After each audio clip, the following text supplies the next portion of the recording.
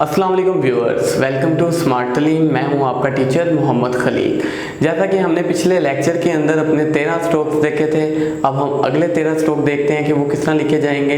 मैंने जैसा कि पहले पिछले लेक्चर में बताया था, डायरेक्शंस का ख्याल रखिएगा, कुछ बोल्ड होते हैं, कुछ लाइट होते हैं स्ट्रोक, इनका खास ख्याल रखिएगा। इसी तरह इस लेक्चर के अंदर आपने अगले जो स्ट्रोक्स हैं उनका भी ख्याल रखना है। तो हम अपने अगले स्ट्रोक्स देखेंगे, वो कैसे लिखेंगे। मैंने आपको उसमें बताया था कि इनकी लेंथ जो होती है वो 0.133 होती है, लेकिन हम अपने अंदाजे के मुताबिक ये स्ट्रोक लिखते हैं।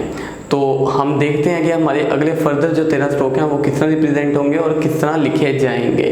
अब आज जो हमने स्ट्रोक पढ़ने हैं वो हम देख लेते हैं हमारे पास अगले स्ट्रोक्स कौन से हैं। तो हमारे पास जो सबसे पहला स्ट्रोक है वो एन और इंग। एन जो है वो हमारा लाइट स्ट्रोक है, इंग जो है वो हमारा डार्क स्ट्रोक है।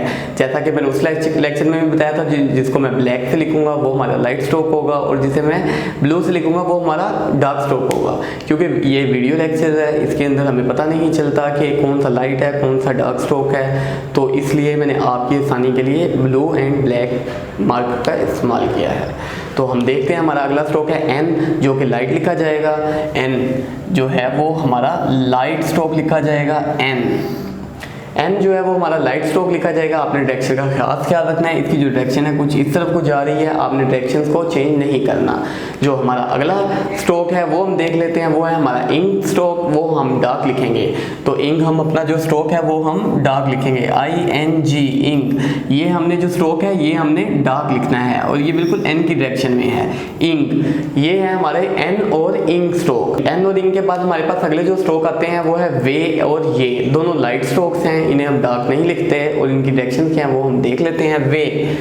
वे का स्ट्रोक, ये W नहीं है, इट्स वे का स्ट्रोक। वे का स्ट्रोक जो है वो हम कुछ यूं लिखेंगे। हमारा वे का स्ट्रोक है, वे का स्ट्रोक को हम यूं कुछ रिप्रेजेंट करते हैं। ये का स्ट्रोक, वे की जो डायरेक्शन है वो कुछ इस तरफ को घूम रही है।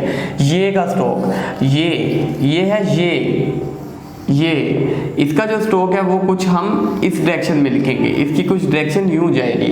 वे का स्ट्रोक और ये का स्ट्रोक। इसके बाद जो हमारे अगले स्ट्रोक हैं एच अप और एच डाउन, हम उसको पढ़ लेते हैं। इनको हम किस तरह लिखेंगे और इनकी डायरेक्शन क्या होगी, इनका भी खास ख्याल रखिएगा। ये हम देख लेते हैं। एच अप, इसको कुछ हम यूं लिखेंगे।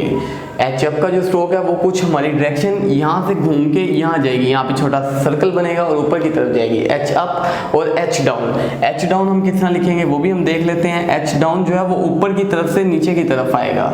एच डाउन, एच अप और एच डाउन। जो अब हमारा अगला स्ट्रोक है वो है एल का स्ट्रोक। एल का स्ट्रोक जो लाइट स्ट्रोक है, ये डार्क नहीं लिखा जा सकता। एल का स्ट्रोक हम कुछ यूं लिखेंगे। एल का स्ट्रोक, एल को हम कुछ इस तरह रिप्रेजेंट करेंगे।